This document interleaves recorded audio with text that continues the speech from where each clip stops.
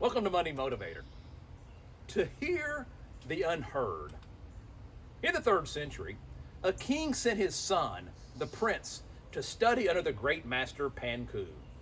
Because the prince was to succeed his father as the king, Panku was to teach the boy the basics of being a good leader.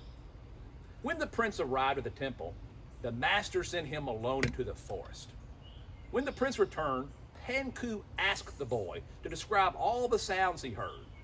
"Master," replied the prince, "I could hear the birds sing, the crows crowing, the leaves rustling, the crickets chirping, the grass blowing, and the bees buzzing." When the prince had finished, the master told him to go back to the forest and listen to what more he could hear. The prince was puzzled by the master's request.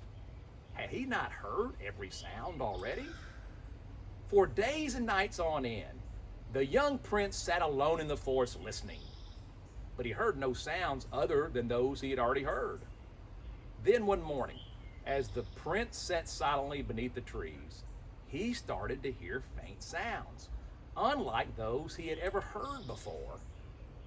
The more acutely he listened, the clearer the sounds became.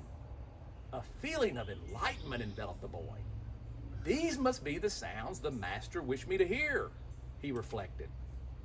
When the prince returned to the temple, the master asked him what more had he heard. "Master," responded the prince reverently, "when I listened more closely, I could hear the unheard. The sound of flowers opening, the sound of sun warming the earth, and the sound of grass drinking the morning dew." The master nodded approvingly. "To hear the unheard," remarked Panku, "is a necessary discipline to be a great leader. For only when a leader has learned to listen more closely to the people's hearts, hearing their feelings that are uncommunicated, their pains that are unexpressed, and their complaints not spoken, can he or she hope to inspire confidence, to understand when something is wrong, and to meet the true needs of her or his citizens.